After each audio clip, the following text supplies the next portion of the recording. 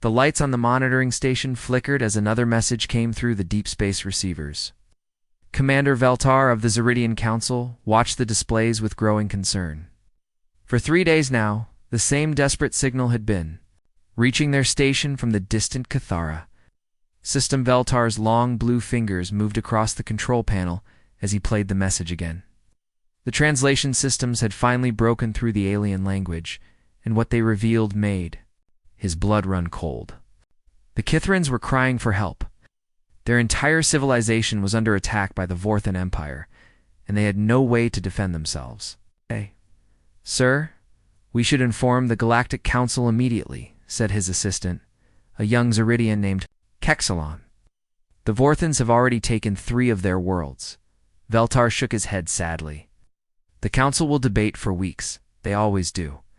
By then, the Kithrans will be extinct or enslaved." He had seen this happen before. The galaxy was full of peaceful species that had been wiped out while the Council argued about proper procedures and political consequences. The Kithrans were crystal-based life forms who had never developed weapons. They lived in harmony with their environment, creating beautiful cities that grew like living gems from their planet's surface. They had art, music, and philosophy, but no armies. When the Vorthons came with their war fleets, the Kithrans could only run and hide. Meanwhile, millions of light years away on Earth, Lieutenant Commander Jake Morrison was finishing his night shift at the Arecibo Deep Space Communication Array.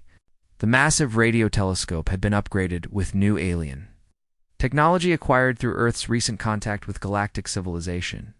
Jake rubbed his tired eyes as he prepared to hand over duties to the morning crew. That's when the signal hit their receivers. Jake's console lit up with warnings and alerts. The signal was strong, incredibly strong, and it was clearly artificial. More importantly, it was not from any human source. Jake immediately called for Dr. Lisa Carter, the facility's chief expert on alien languages. Lisa arrived within minutes, her brown hair still messy from sleep. She had been working late in her lab, trying to decode some routine transmissions from the Centauri trade routes. But this was different. This signal was desperate, urgent, and it was repeating over and over. "Jake, this is amazing," Lisa said, as she watched the signal patterns. "This isn't a normal communication. It's a distress call, and it's been bouncing through space for weeks. Look at these frequency patterns." Jake leaned over her shoulder to see the display. "Can you translate it? Give me a few hours. I need to run it through our new xenolinguistic computers." Lisa's team had spent months building translation programs based on the linguistic patterns of known alien species. If this signal came from any species that had previous contact with the galaxy, they might be able to break it down. 3 hours later, Lisa burst into Jake's office with printouts in her hands. Her face was pale, and her voice shook as she spoke. "Jake, you need to call Admiral Henderson right now. This is not just a distress call. It's a plea for help from an entire civilization that's being destroyed." Jake read the translated message and felt his stomach drop. The Kithrans were describing attacks by something called the Vorthan Empire. Their cities were burning, their people were being killed or captured, and they had no weapons to fight back. The message described the Vorthans as a species that conquered other worlds for resources and slaves. "How far away are they?" Jake asked. "Based on the signal decay and routing, about 2 weeks at maximum hyperspace speed." "Jake, we might be the only ones close enough to help them." Jake immediately placed an emergency call to Earth's Defense Command. Admiral Paul Henderson was a tough man who had spent his career preparing for the day when humanity might face a real threat from space. When Jake explained the situation, Henderson was quiet for a long moment. "Lieutenant Commander, are you telling me that we just intercepted a cry for help from aliens who are being attacked by other aliens?" "Yes, sir. And based on the message routing, it looks like other species in the galaxy either can't help or won't help. The signal has been bouncing around space for weeks." Henderson made his decision quickly. "I'm authorizing the deployment of the UES Phoenix. Captain Blake's ship is our most advanced vessel, and his crew has experience with first contact situations. But Jake, I want you to understand something. We're about to send 200 humans into a situation we don't fully understand to help people we've never met. against an enemy we know nothing about. Sir, with respect, isn't that what we do? Help people who need help? Henderson smiled grimly. That's exactly what we do, son. That's exactly what we do. 2 hours later, Captain Ryan Blake stood in the briefing room of the UES Phoenix, looking at his senior officers. The Phoenix was humanity's newest warship. Built with a combination of human engineering and alien technology acquired through trade agreements, it was fast, well-armed, and designed to operate in the dangerous regions of space where few other species dared to travel.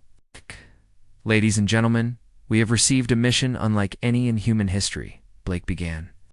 An alien species called the Kitherans is under attack and facing extinction. They have asked for help, and as far as we can tell, we are the only ones who can reach them in time. Commander Ashley Green, the ship's second-in-officer, raised her hand. Sir, what do we know about the attackers? They're called the Vorthon Empire. According to the message, they're a militaristic species that conquers other worlds. They have a large fleet and advanced weapons. We're going in outnumbered and outgunned. Marine Colonel Steve Walsh leaned forward. Captain, what's our mission objective? Are we there to evacuate civilians or to fight?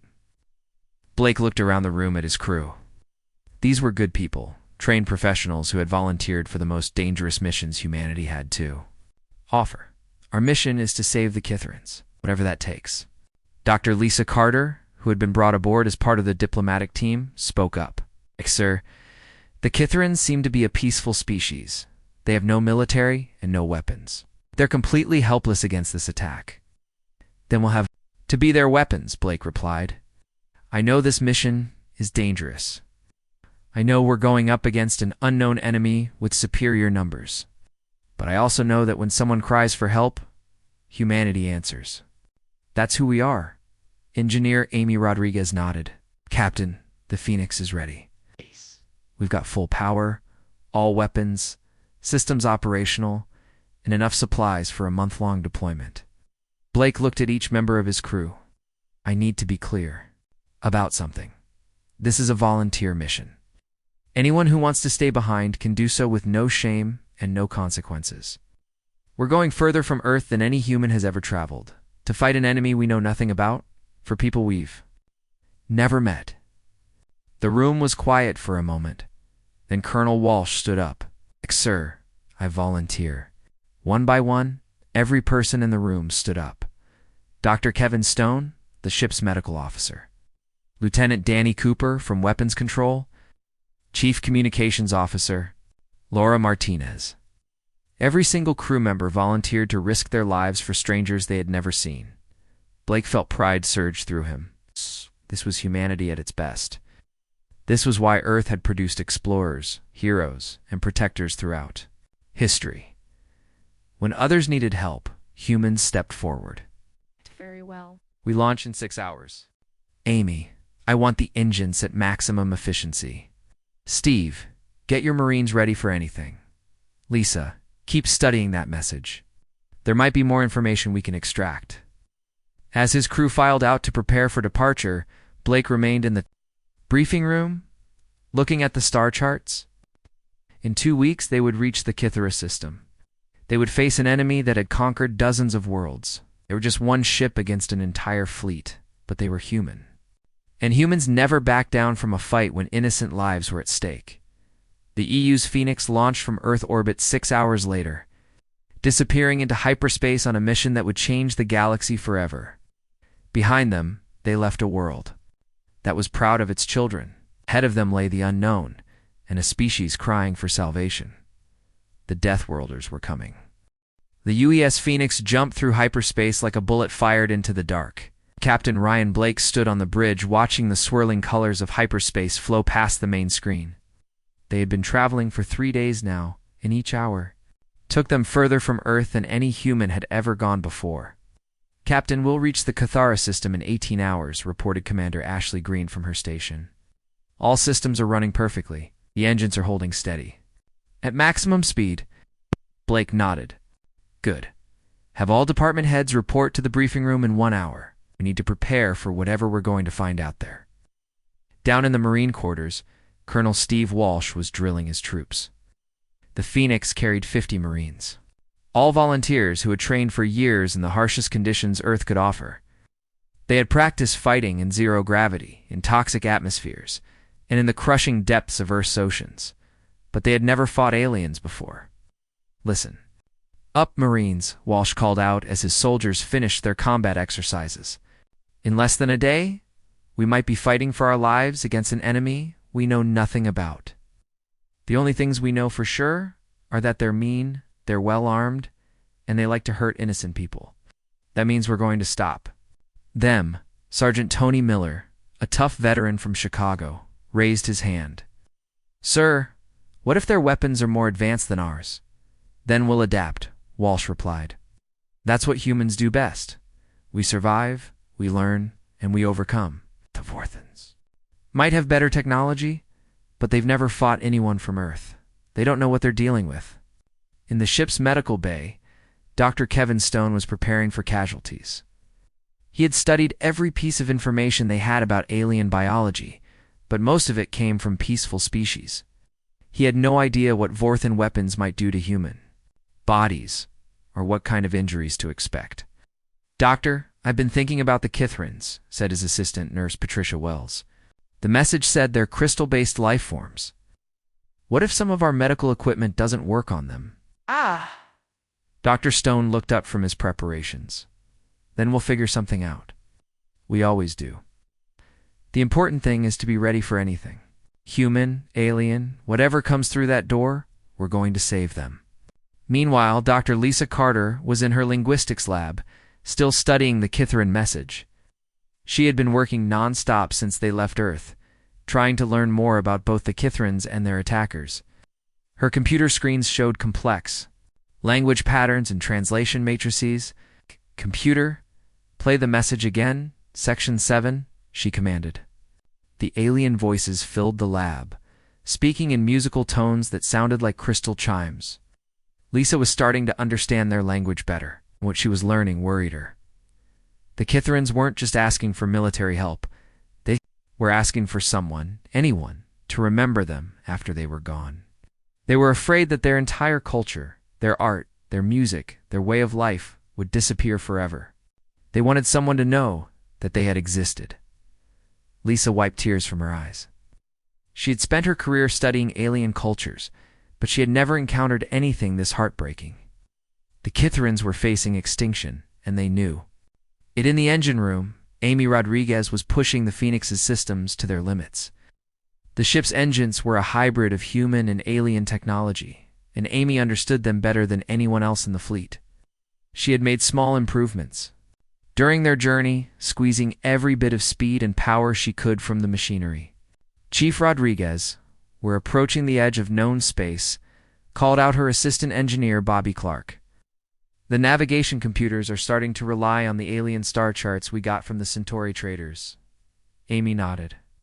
Keep monitoring everything. We're in uncharted territory now. If something goes wrong with the engines out here, we're on our own. On the bridge, Captain Blake called his senior officers together for their final briefing before reaching the Cathara system. The atmosphere in the room was tense but determined.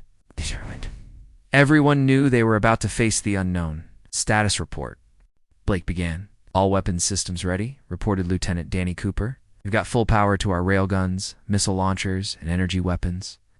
The new alien shield technology is online and operating at maximum efficiency. Marines are ready for anything," Colonel Walsh added. "We've practiced boarding actions, ground assault, and defensive operations. My people are prepared for any scenario." "Medical bay is fully equipped," Dr. Stone reported. "I've got supplies for both human and alien casualties and emergency surgical equipment ready to deploy." Blake looked around the table. "Dr. Carter, what's our communication status?" Lisa consulted her notes. "I've made significant progress in understanding Kithrin language patterns. Should be able to communicate with them once we arrive. As for the Vorthans, I'm working on it, but their language seems more complex and aggressive." "Engineering is ready," Amy said. "The Phoenix is running at peak performance. Whatever we face out there, this ship won't let us down." Blake stood up. In 12 hours, we're going to drop out of hyperspace in a system where a war is happening. We don't know how many enemy ships we'll face, or how powerful they are. We don't know if the Kitharans are still alive or if we're already too late. But we're going anyway, because that's what humans do. He paused, looking at each of his officers. I want everyone to understand something.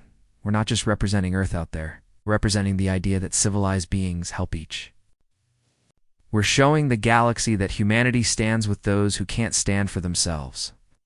12 hours later, the Phoenix dropped out of hyperspace at the edge of the Cathara system.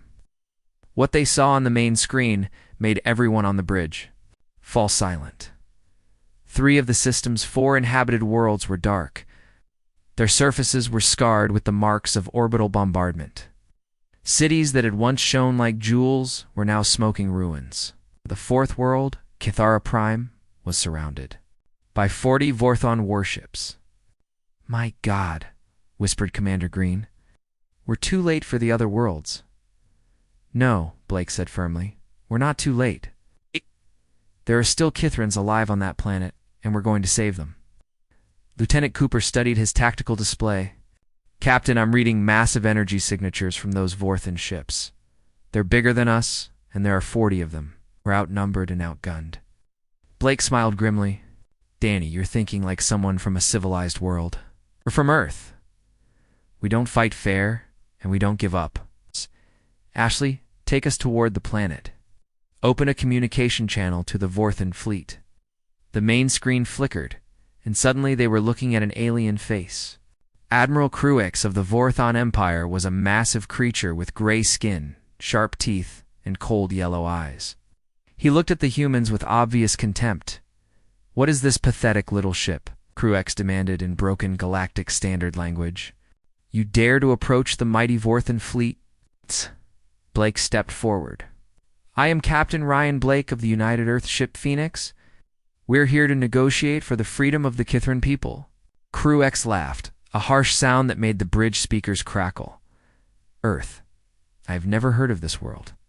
You are insects, and I will crush you like insects. Surrender now, or watch your ship burn. We don't surrender, Blake replied calmly. And we don't abandon innocent people to bullies like you. Cruix's expression changed to rage. You call the mighty Vorthon Empire bullies? We are conquerors. We are the masters of 40 worlds. Who are you to challenge us? Psst. Blake looked directly into the alien's yellow eyes. We're humans. And you're about to learn why that matters. Cruix cut the communication and immediately ordered 3 of his destroyers to attack the Phoenix. The human ship was alone, outnumbered, and facing an enemy with superior technology. By all logical calculations, the battle should have been over in minutes, but the Vorthons had never fought humans before. They didn't understand that humans from Earth had been forged by a world that tried to kill them every day. They didn't know that humans thrived on impossible odds and turned disadvantages into weapons. As the 3 Vorthon destroyers moved to attack, Captain Blake gave his orders. Danny, target the lead ship's engine section. Amy, prepare for emergency maneuvers. Ashley, take us into that asteroid field. Let's show these aliens how Deathworlders fight. The battle for Cathara Prime was about to begin. The first Vorthon destroyer fired its massive plasma cannons at the Phoenix. The bright green energy beams lit up space as they raced toward the human ship. On any other vessel, the crew would have been thrown around by the violent, evasive maneuvers that followed. But the Phoenix crew had trained on Earth, where storms could flip aircraft and earthquakes could level cities.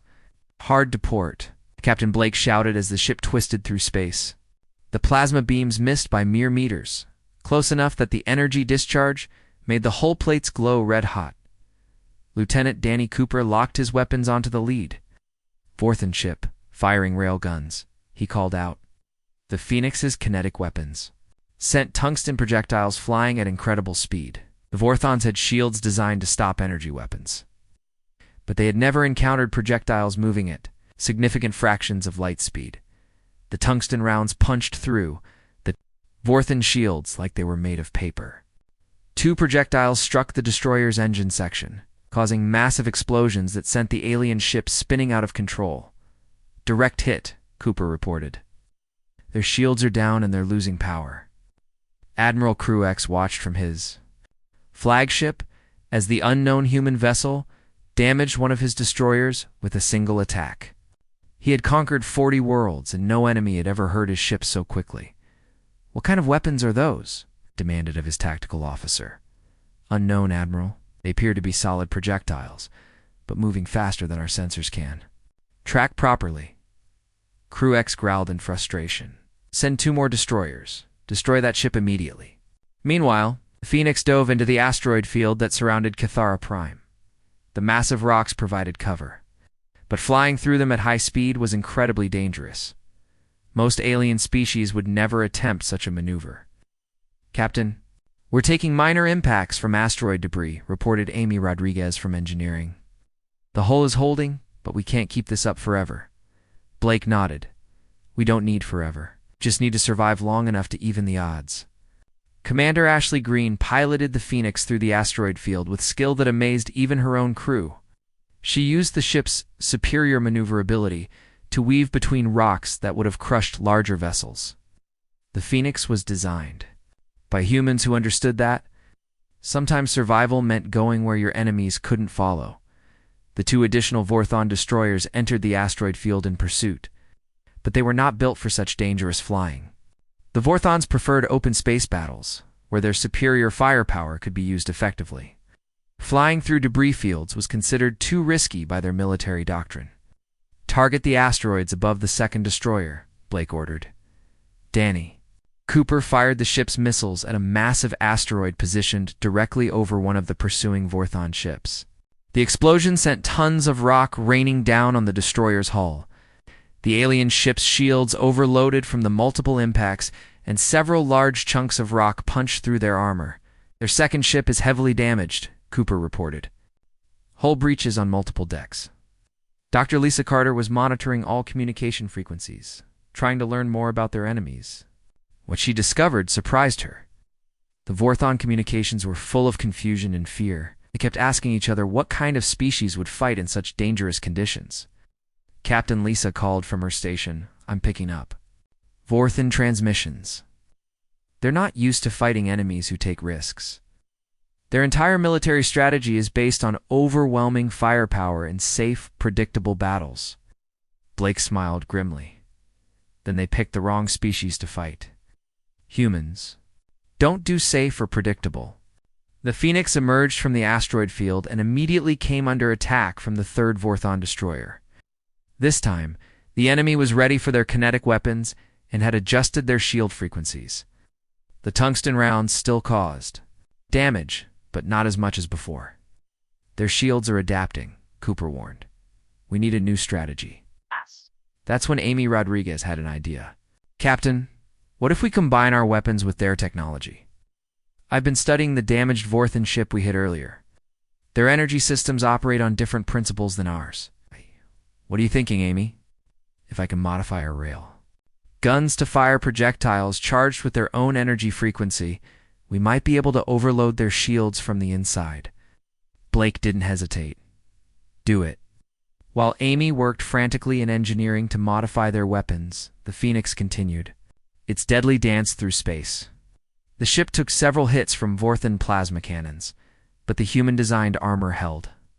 The crew worked with an efficiency that amazed themselves, repairing damage and maintaining systems under conditions that would have panicked most civilized species.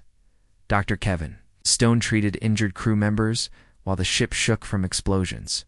Around them, "Captain," he reported over the communication system, "we have 6 injured, but no fatalities." The crew is holding up remarkably well under combat stress. That wasn't surprising to Blake. Humans had evolved on a world where danger was constant. Storms, earthquakes, volcanic eruptions, predators, diseases. Earth had tried to kill humanity in every way possible. The result was a species that thrived under pressure and grew stronger when facing impossible odds.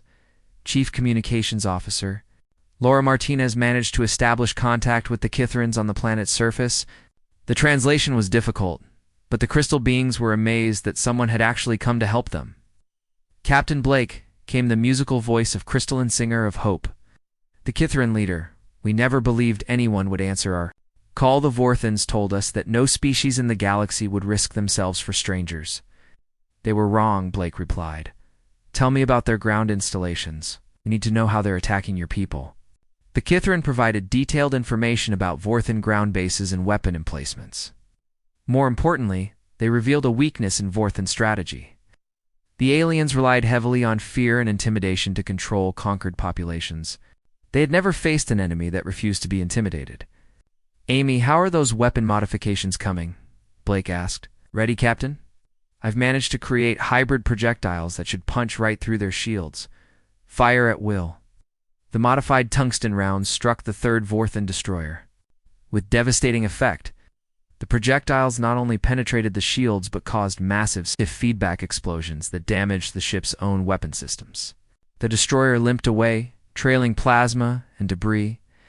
Admiral Cruix watched in growing rage as 3 of his ships were defeated by a single, unknown vessel. No enemy had ever fought his fleet this effectively. Hey, what species did you say these creatures were? He demanded. They call themselves humans, Admiral? They claim to be from a world called Earth. Earth, Cruix repeated. I have never heard of this world. Send scouts to gather information. I want to know everything about these humans. But Blake wasn't finished. While the Vorthons tried to understand what they were fighting, he implemented the next phase of his plan. The Phoenix launched all of its reconnaissance drones, small, unmanned vehicles that spread throughout the system. To the Vorathines, it looked like the human ship was trying to gather intelligence.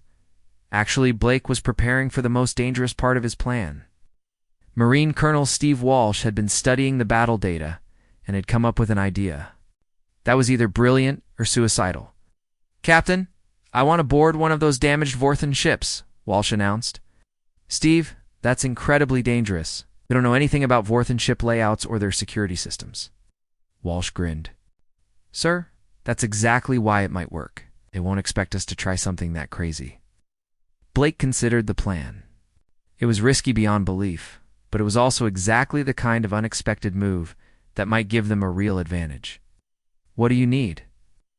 12 Marines and a way to get onto that damaged destroyer without being detected. You'll have it. Phoenix approached the crippled Vorthan destroyer using the cover of a large asteroid. Walsh and his Marines prepared for a boarding action unlike anything in human military history. They were about to fight aliens on an alien ship, in conditions they couldn't predict, against enemies they didn't understand. Sergeant Tony Miller checked his equipment one final time. Colonel, are you sure about this? Walsh looked at his Marines. These were volunteers who had trained for years to protect Earth and her colonies. Now they were about to risk their lives for people they had never met, on a world they had never seen. Marines were about to show the galaxy what humans do when innocent people are in danger. We fight, we adapt, and we win. At the boarding pods, launched from the Phoenix, carrying 12 human Marines toward their destiny. Behind them, Captain Blake prepared for the next phase of the battle. Ahead of them lay the unknown dangers of an alien warship. The Deathworlders were coming aboard. The boarding pods struck the damaged Vorthan destroyer with the sound of metal hitting metal. Colonel Steve Walsh and his 12 Marines cut through the alien hull using plasma torches, entering a ship that no human had ever seen before. Corridors were dark and filled with smoke from the earlier battle damage.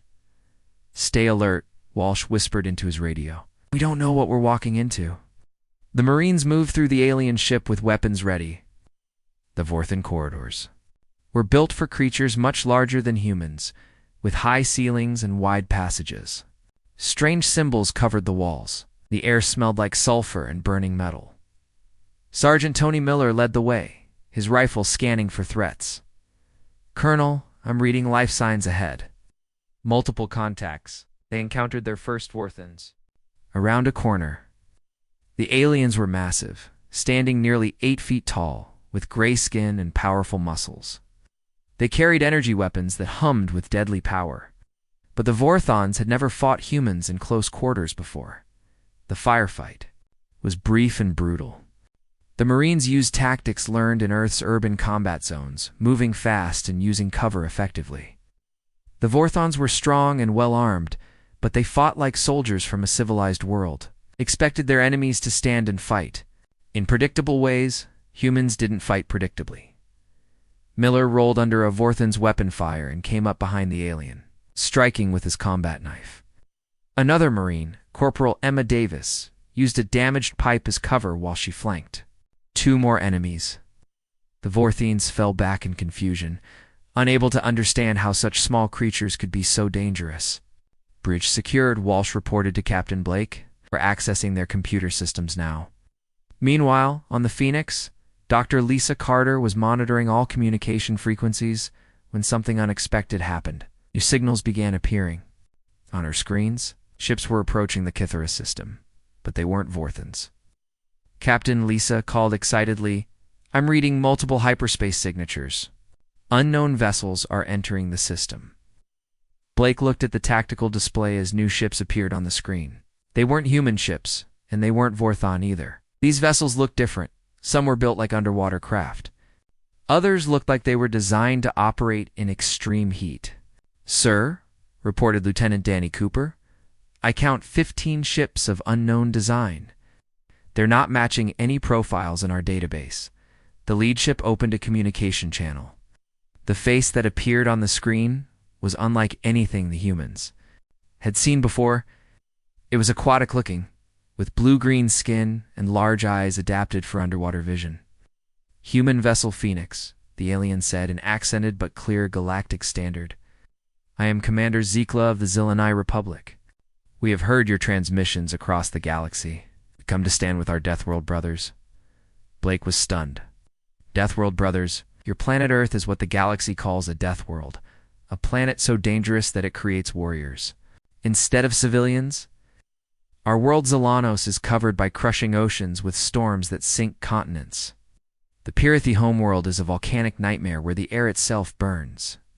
We are all species that the civilized galaxy considers primitive, because our worlds tried to kill us." More ships appeared on the communication screen. A creature that looked like living rock spoke next. "I am Commander Thrak of the Pirathi Federation. We have listened to your words, Human Blake. You speak of protecting the innocent. This is something we understand." Admiral Cruex watched in growing alarm as more alien ships continued to arrive.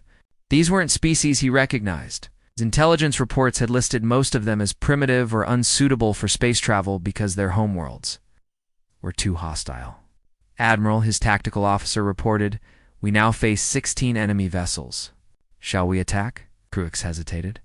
His fleet still outnumbered the enemy, but something about this situation felt wrong. These weren't civilized species fighting a careful, predictable battle. These were creatures from worlds that most of the galaxy considered uninhabitable. On the Phoenix, Captain Blake found himself in command of an impromptu alliance of species he had never heard of. "Commander Zikla, why did you come here?" "Because when the galaxy's outcasts heard that someone was finally standing up to bullies like the Vorthans, we knew we had to help. For too long, the civilized species have looked down on us because our worlds are harsh. They call us primitive, dangerous, unsuitable for proper galactic society." Commander Thrak added, "But our harsh worlds made us strong. While civilized species learn to avoid danger, we learn to overcome it. Today, we show the galaxy what Deathworlders can do when we work together." The Alliance attacked as one. The Zelani ships moved through space like they were swimming through water, their hulls designed to withstand crushing pressure. The Pirathi vessels operated in temperatures that would melt most other ships.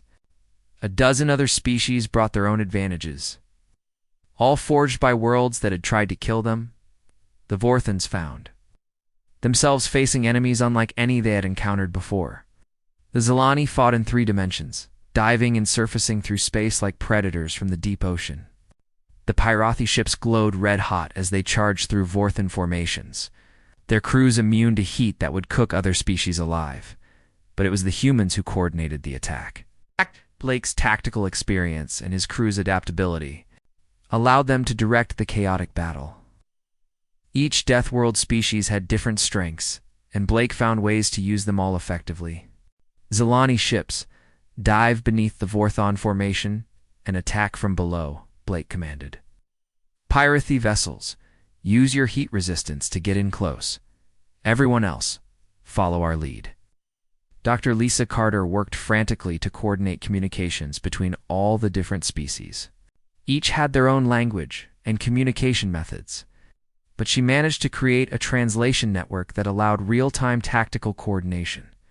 On the captured Vorthon destroyer, Colonel Walsh and his Marines were learning valuable intelligence about their enemies. The Vorthon computer systems revealed something important. The Vorthons were not used to fighting determined resistance. Captain Walsh reported, according to their records, most species surrender after losing a few ships. The Vorthons conquer through fear and overwhelming force. They've never faced an enemy that gets stronger under pressure. That information changed everything. Blake realized that the Vorthons weren't just militarily powerful, they were psychologically dependent on their enemies being afraid of them. Deathworld Alliance was giving them something they had never experienced before. Enemies who thrived on danger and grew more determined when threatened. Amy Rodriguez had been monitoring the battle from engineering when she noticed something interesting. Captain, the Vorthon ships are starting to fall back. They're not retreating, but they're becoming more defensive. Blake looked at the tactical display. The Vorthons still outnumbered them, but their formation was becoming tighter, more cautious. They're scared, he realized. They're actually scared of us. Dr. Kevin Stone was treating wounded from multiple species in the medical bay. The Deathworld Alliance was taking casualties, but something remarkable was happening. The injured from different species were helping each other, sharing medical knowledge and techniques. Captain, Dr. Stone reported, the Pyrathi have a technique. For treating heat burns, that's incredibly effective. The Zilani know how to treat pressure injuries better than our own methods. We're all learning from each other. The battle reached its climax when Admiral Cruex made a desperate decision. Unable to defeat the Deathworld Alliance in open combat, he ordered his remaining ships to target Kythera Prime directly. Massive orbital bombardment. Cannons began charging to destroy the planet's capital city and kill millions of innocent Kytherans. He's going to destroy the planet, Blake said grimly. We'll have to stop him. The Deathworld Alliance converged on the Vorthon flagship, every ship racing to intercept the bombardment. But they were too far away. The Vorthon weapons were almost ready to fire. That's when Blake made the hardest decision of his life. All ships. This is Captain Blake. We can't reach the flagship in time, but we can block their line of fire. Follow the Phoenix. The human ship accelerated toward the space between the Vorthon flagship and Kythera Prime. Blake was planning to use his ship as a shield, sacrificing the Phoenix and her crew to save millions of innocent lives. But as the Phoenix moved into position, something unprecedented happened. Ships from across the galaxy began dropping out of hyperspace around them. Not Deathworld ships this time, but vessels from the civilized species, the Zeridians, the Alteran Republic. Even ships from the Galactic Council itself. Commander Veltar's voice came over the communication system. Captain Blake, this is the Zeridian Council fleet. We have monitored your battle, and we are ashamed. The galaxy has watched Deathworlders do what civilized species should have done from the beginning. Admiral Cruex found himself facing not just the Deathworld Alliance, but a coalition that included some of the galaxy's most powerful civilizations. His dream of easy conquest was over. But he was not finished yet. The final confrontation was about to begin. Admiral Cruex stared at his tactical display in disbelief. What had started as a simple conquest of a helpless world had turned into the largest space battle he had ever seen. Wow. Dozens of ships from across the galaxy now surrounded his fleet, and more were arriving every hour. Admiral, his tactical officer reported nervously. We're receiving surrender demands from 17 different species. The humans are asking us to release all Kytheran prisoners and withdraw from their territory. Cruex's yellow eyes burned with rage. Surrender. The mighty Vorthon Empire does not surrender to inferior species. He turned to his weapons officer. Charge all bombardment cannons. If we cannot have this world, no one will. On Kythera Prime, the final battle was taking place in the Crystal Cities. Colonel Steve Walsh led a combined force of human marines and alien warriors through streets that sparkled like jewels. The Kytheran capital was built from living crystal that grew in beautiful spires and bridges, but now it was scarred by Vorthon weapons. Sergeant Miller, take your squad around the left flank, Walsh ordered as they approached a Vorthan stronghold. The Pirathi will go straight up the middle. Their armor can handle the heat weapons. The Vorthons had never fought in urban combat against Deathworld species. Their soldiers were trained to intimidate civilian populations and fight conventional armies. They were not prepared for enemies who turned every building into a fortress and every street into a trap. Sergeant Tony Miller led his squad through the crystal tunnels beneath the city. The Kithrans had shown them secret passages that the Vorthans didn't know existed. Remember, Miller whispered to his men, we're not just fighting for ourselves. We're fighting for people who can't fight back. The human Marines emerged behind Vorthan lines just as the Pirathi launched their frontal assault. The rock-like aliens charged through enemy fire that would have melted steel, their natural armor protecting them from the worst of the weapons. The Vorthons fell back in panic, caught between two forces they couldn't understand. In space, Captain Blake watched as Admiral Crux's flagship began charging its planet-killing weapons. The massive cannons would turn Cathera Prime's capital into a crater, killing millions of innocent crystal beings. All ships, this is Blake, he announced on all frequencies. Form a defensive line between the Vorthan flagship and the planet. We're not letting them hurt any more innocent people. The Deathworld Alliance moved as one, their ships forming a wall of metal and energy between the Vorthans and their target. Behind them came the civilized species Zeridian cruisers, Altaran destroyers, and ships from a dozen other governments. But Blake wasn't finished. He opened a communication channel that reached every ship in the system, every monitoring station across the galaxy, and every species that was watching this unprecedented battle. This is Captain Ryan Blake of the United Earth ship Phoenix, he began, his voice carrying across space to billions of listeners. We came here because someone cried for help. We came because we believe that when innocent people are in danger, those who can help should help. The message was translated into hundreds of languages and broadcast on thousands of frequencies. For the first time, the galaxy was hearing from the Deathworld species, not as primitives asking for acceptance, but as equals demanding respect. We didn't come here to conquer or to claim territory, Blake continued. We came because it was right. Because that's what civilized beings do. They protect those who cannot protect themselves. Admiral Crux tried to cut off the transmission, but ships from across the galaxy were relaying Blake's words faster than the Vorthans could stop them. The galaxy has watched this battle and seen what happens when bullies meet people who refuse to be bullied. The Vorthan Empire claims to be strong, but real strength isn't about having the biggest weapons or the most ships. Real strength is about standing up for others when they need you most. Dr. Lisa Carter was monitoring the galactic communication networks from her station on the Phoenix. What she saw amazed her.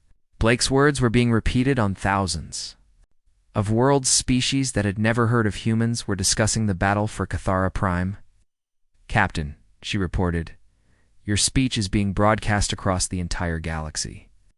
I'm picking up responses from civilizations we've never contacted before. Meanwhile, Admiral Crux was facing a mutiny on his own flagship.